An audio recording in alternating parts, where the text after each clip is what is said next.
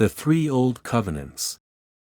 As I have stated repeatedly, God made two covenants with the sons of Israel at Mount Sinai. The first covenant required the perfect obedience of the corporate body, and did not provide a means of atonement. If one individual sinned, every member of the corporate body became guilty. The second covenant provided a means of atonement for the individual. If an individual sinned, his sin could be atoned for, through a sacrificial ritual, but the corporate body still remained guilty. I have also explained these things in The Inheritance of the Believer, Volume 1. Now I am going to show you some of the things that I explain in The Inheritance of the Believer, Volume 1. The purpose of the Mosaic Covenant was to unify title to the promise that Jacob distributed to his sons. It was to make corporate Israel the heir of the promise, and to establish the terms under which God would fulfill the promise. Under this covenant, God made a covenant with all of the sons of Israel. And in that covenant there was a collective responsibility for individual sin. If one sins, all are guilty. To find proof of that, all you have to do is go to Joshua chapter 7 and read that chapter. Now you may want to back up and start in the beginning of Joshua, but read through chapter 7. And what you will find there is, one man, Achan, sinned. And the indications are from the text, that nobody knew he had sinned. He hid something in his tent which would tell you other people didn't know about it, and he kept it from them. But Joshua tells you specifically later on, that Achan sinned and everybody else became guilty. The reason? Very simply because under the covenant, if one man sins, all are guilty. And until that sin is remedied, all Israel is going to suffer. That characteristic of the Mosaic Covenant did not change, and it has not changed. The new covenant is nothing more than a reformulation of the old covenant. So it has not changed. We'll talk about that in the teaching. But here in the Gospel we'll talk about the fact that, under the covenant of Moses, you have collective responsibility for individual sin, and if one sins, all are guilty. Now, Jesus Christ became corporate Israel, and that characteristic of the Mosaic Covenant is why Jesus Christ bore your sins. If you are a member of Israel and you sin, Jesus Christ becomes guilty, corporate Israel becomes guilty. The minute you sin, he's guilty. But he's already died. So he has already carried your sins. He died for the sins of corporate Israel. That's how the sins of individual members of Israel are transferred to Christ. The inheritance of what was promised is conditioned on the collective obedience, the inheritance of what was promised. Corporate Israel already has the promise, under the Mosaic Covenant. That's the purpose. Bring this promise back and unify it, and make corporate Israel the heir of the promise. So corporate Israel, under the terms of the Mosaic Covenant, became the heir of the promise. In the same way that Abraham was heir of the promise, in the sense that Isaac was heir of the promise, in the sense that Jacob was heir of the promise. Now you have a group of people that God looks at parabolically as one person. Israel is my firstborn son. Exodus chapter 4, verse 22b. God said that at the time of the Exodus. But the inheritance of what was promised could not be fulfilled. Corporate Israel could not inherit what was promised, unless everybody obeyed. And there was no atonement for sin under the first Mosaic covenant. Under the first covenant, the people said yes. We'll do it. We'll do it. We'll do it. but they didn't know what they were getting into. God knew what he was doing. He understood what he planned, and he used their willingness to accept statutes and judgments that were not good, because they could never live by those statutes and judgments, because there was no atonement for sin. If one sinned, all became guilty. And so you end up dying for someone else's sin, because all Israel became guilty under the Mosaic Covenant. In Ezekiel chapter 20, verses 1 through 11, Ezekiel is pointing to what Moses said, and he is saying very simply, I gave these statutes and judgments to corporate Israel under the terms of the Mosaic Covenant, but the person that I'm looking at is Jesus Christ, the man, at the time when he becomes corporate Israel. Because when he becomes corporate Israel, the man will do and live by them. That statement is not referring to anyone other than Jesus Christ, the man. Moses knew all about the man Jesus Christ, and that is the man that Ezekiel is talking about in this passage. Corporate Israel was carrying the name of God. They had the teaching, which is the name of God. The only reason that God did not destroy these people in the wilderness is because there was the name of God involved. He was in the process of handing this promise down. That's the function of the Mosaic Covenant. It was to make sure, as Paul says in Galatians, that he had a mediator that could hand that promise off. God gave it to them, and it was transferred down to him. And Paul talks about that. Again, he did it to preserve the promise, because he had chosen to use corporate Israel to protect and preserve that promise, to hand it down to Jesus Christ. Now under the second Mosaic Covenant, Moses becomes corporate Israel, and atonement for individual sin is added. And God has a little bit of fun with Moses if, I guess, he would have fun. He was a little bit angry at the time, but we'll see that later, that he has a little bit of fun with Moses, because he continually says that these people are your people. They're not my people now, they are your people.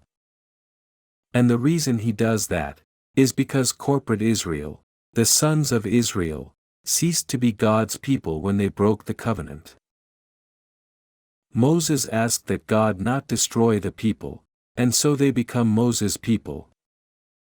But they were parabolically baptized into Moses, as far as Paul was concerned, because they ended up being the people of Moses instead of the people of Israel. They're not God's people anymore, they are Moses' people. Yes, Moses is related to them, but God's had enough. He has already cut these people off. They're done with. So Moses is saying, wait, whoa, whoa, whoa, whoa, whoa, whoa. Let's stop this right here. They're your people. They're not my people. They're your people. They're still your people.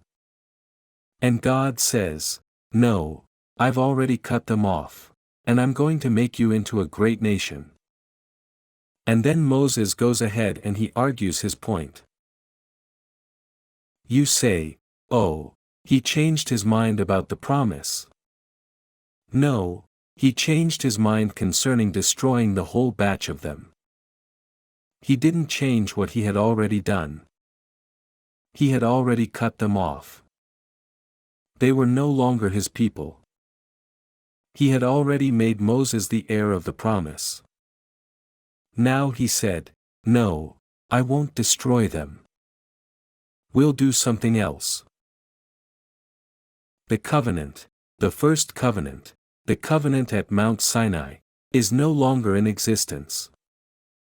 God has no further obligation under the terms of that covenant. Why? Because the minute he, Moses, broke those tablets, that covenant was invalidated. It was done away. It was gone. So then God says, okay, you have asked me to make these people my people. You have insisted that they're not going to be your people, they're going to be my people. So let me tell you about this second Mosaic covenant. You make these tablets, and you bring them up by yourself. Nobody else can come up with you. At that point, God is saying, yes, I do atone for sins. I was just playing with you a little bit, because I had to establish parabolic imagery. And so I established the parabolic imagery, and because you interceded for your people, I'll make those people my people. Moses is asking that this covenant include atonement. Moses asked for it. And he's asking God at this point, because God said, I'm not going to go up in your midst. So now we have another covenant, a second covenant, being cut with Moses as corporate Israel, and he warns him concerning making a covenant with any of the other peoples of the land. The significance of that lies in the fact that the name of God is carried by those who are the people of God. And when they started making covenants with other peoples, they started joining themselves to those people. And God said, no, that's not acceptable, because you are now bringing aliens into my name, and those aliens are carrying my name. And that's not acceptable. You need to understand that God said, Israel is my people, and you cannot allow an outsider to come in and carry my name. You have to make a distinction between the person who is a part of the people of God, and those who want to pretend to be a part of the people of God. Because only the people of God carry the name of God. The point of Exodus chapter 34, verses 15 and 16 is, God has just told you, His Majesty is jealous of His name, and He goes on into this Zonah ritual. And the reason He does that is because the Zonah ritual is the quickest way that corporate Israel can be contaminated. And God says, it's not going to happen, it is not going to happen. It did not happen prior to the flood, when they did the stupidity they did then. It didn't happen at the Tower of Babel, and it's not going to happen now. If these people commit the Zonah ritual, they're going to be cut off from corporate Israel. They are not going to be a part of my people. I am not going to allow that ritual to function in the way they think that ritual should function. It's not going to happen. Now, at that point, there's a covenant that's made, the second covenant that's made. Under exactly the same 10 words that were spoken from Mount Sinai, the second covenant was enacted. But Moses is now the heir of the promise. Moses holds title to that promise because God cut all of the sons of Israel off. Then He allowed them to come back in under the second covenant. But Moses holds title to that promise. So now the issue is, what happens to that promise when Moses dies? Where does the promise go from there? And that's the third Mosaic covenant, the book of Deuteronomy.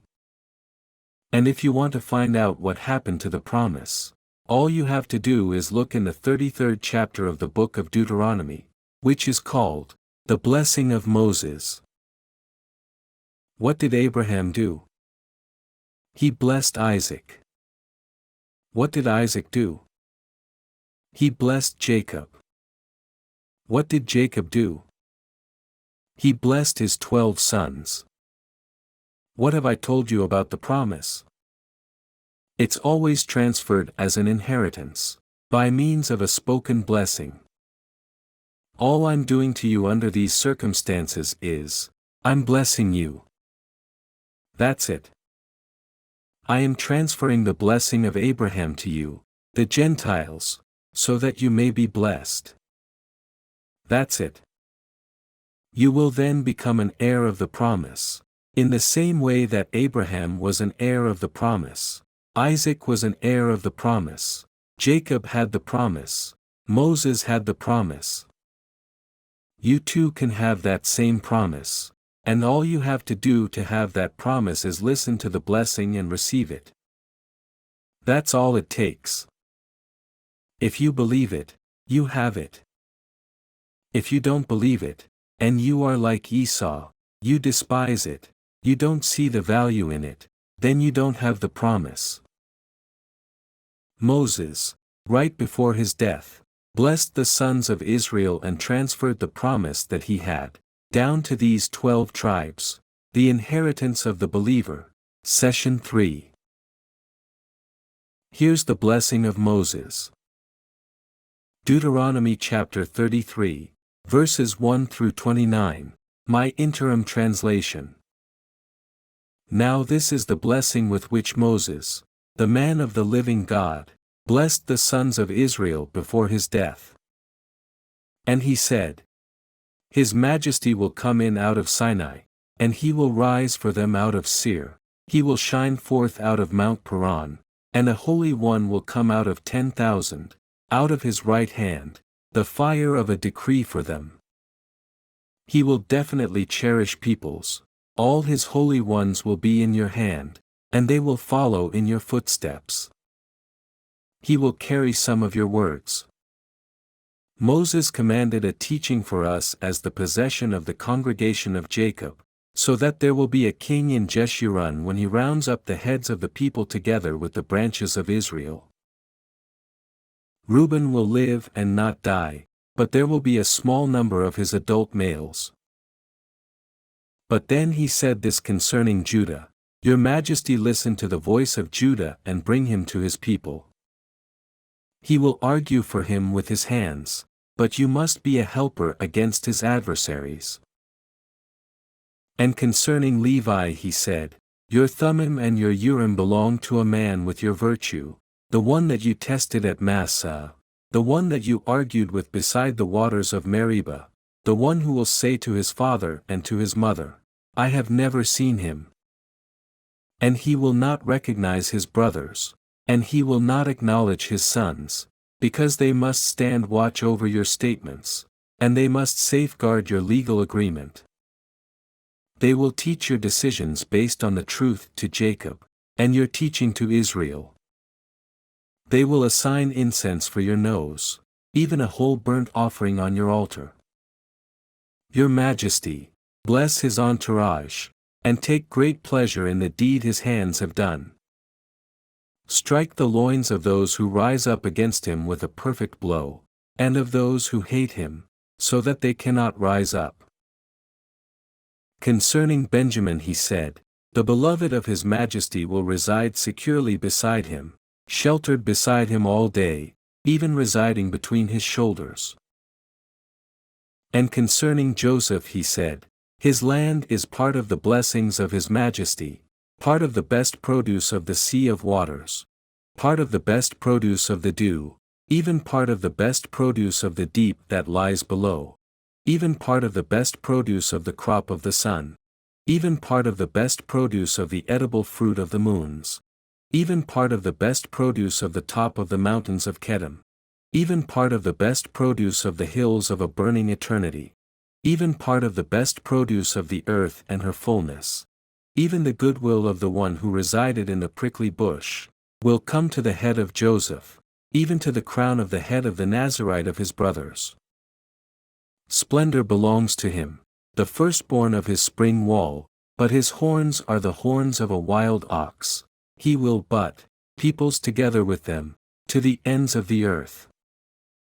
And they will be the 10,000s of Ephraim, and they will be the thousands of Manasseh. And to Zebulun he said, Rejoice Zebulun when you go out, and Issachar in your tents. They will summon peoples to a mountain, they will sacrifice communal sacrifices of a declaration of not guilty there, when a tremendous number nurse on the seas, even on what is concealed and what is hidden in the sand. And concerning Gad he said, Blessed is the one who enlarges Gad. He will reside like a lioness with cubs. Then he will tear an arm to pieces, even the crown of the head. But he will see what belonged to him at the beginning, because a name, a share of what was inscribed has been concealed. So he will come with the heads of a people. He will make his majesty's declaration of not guilty and his decisions based on the truth for Israel. And concerning Dan he said, Dan is the cub of a lioness, he will leap out of the snake. And concerning Naphtali he said, Naphtali will be satisfied with goodwill and filled with the blessing of his majesty, he will take possession of the sea and the south wind. And concerning Asher he said, Asher is more blessed than sons, he will be favored by his brothers, and he will dip his foot in the oil. Your bolts will be iron and bronze, and your endurance will be equal to your days. There is nobody like the God of Jeshurun, the one who rides the sea of waters when he helps you, but dust clouds in his pride. The living God of Kedem is a haven, with the eternally burning arms below. So he will drive an enemy away from before you, and he will say, Wipe him out, so that Israel may reside securely. Jacob's spring will be isolated to a land of grain and new wine. Even his sea of waters will mist a dew. You, O Israel, will be those who attain the resurrection. Who is like you? A people saved by his majesty, by the shield that helps you. Even the one who is the sword of your pride. So your enemies will be denied the truth about you, and you will tread on their high places.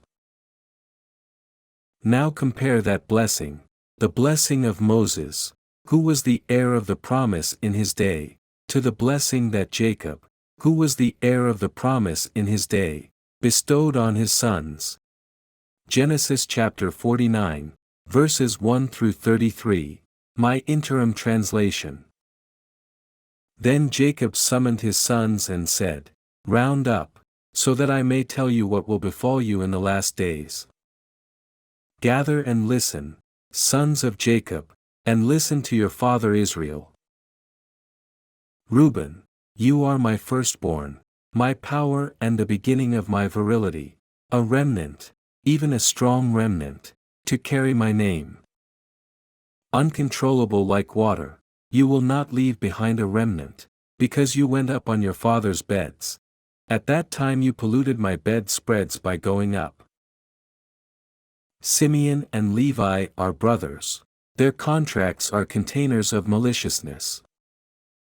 Do not let my soul enter into an intimate relationship with them, do not let my glory be united with their congregation, because they killed a man in their anger, and in their goodwill they hamstrung an ox.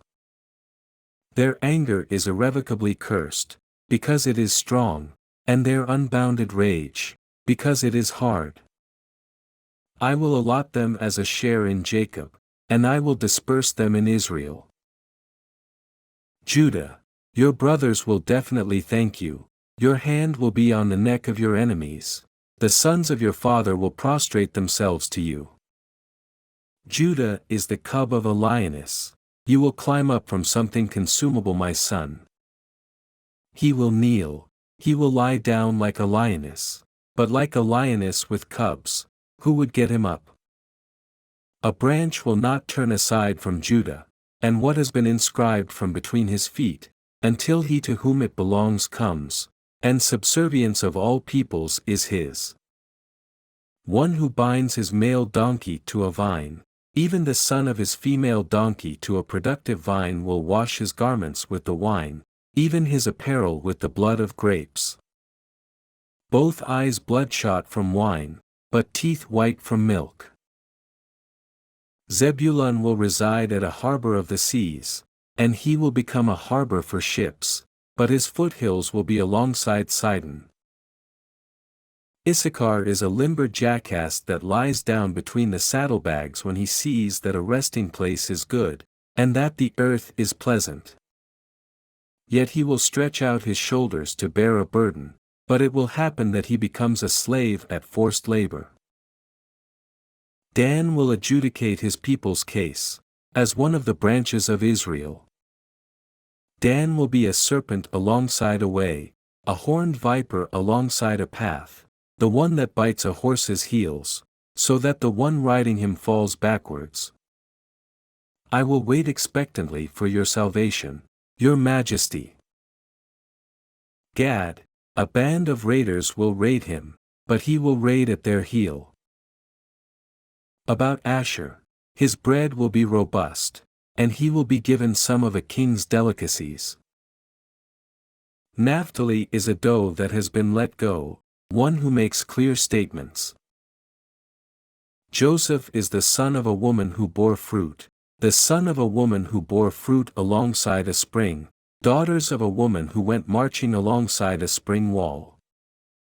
But owners of arrows were bitterly against him, then they increased and held a grudge against him, but his bow stayed permanent, so my seed will leap from his hands, from the hands of the mighty one of Jacob, from the name of a shepherd, the stone of Israel, from the God of your father, and he will help you in Shaddai, and he will bless you with the blessings of the sea of waters above, with the blessings of the deep that lies below, with the blessings of breasts and womb, with the blessings of your father. They will surpass the blessings of the one who got pregnant with me, as much as the intense desires of the eternally burning hills. They will be for the head of Joseph, even for the crown of the head of the Nazarite of his brothers. Benjamin is a wolf, he will tear to pieces in the morning, he will continue to consume, but toward evening, he will allot a share of the plunder. These are all of the 12 branches of Israel, and this is what their father spoke to them when he blessed them. He blessed each of them with whatever corresponded to his blessing. Then he gave them a commandment and said to them, I am going to be rounded up to my people, you must bury me with my fathers in the cave that is in the field of Ephron, the Hittite, in the cave that is in the field of Machpelah, the one that is in front of Mamre, in the land of Canaan, which Abraham acquired along with the field from Ephron, the Hittite, as property for a tomb, where they buried Abraham and his woman Sarah, where they buried Isaac and his woman Rebekah, and where I buried Leah, the tangible assets of the field and the cave that is in it from the sons of Het. When Jacob finished giving the commandment to his sons, he rounded his legs up into the cot and took his last breath. Then he was rounded up to his people.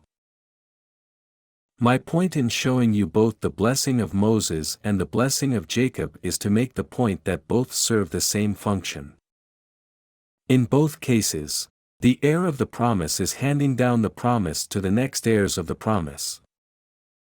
The difference is, Jacob divided up the promise and handed down various parts of the promise to his sons.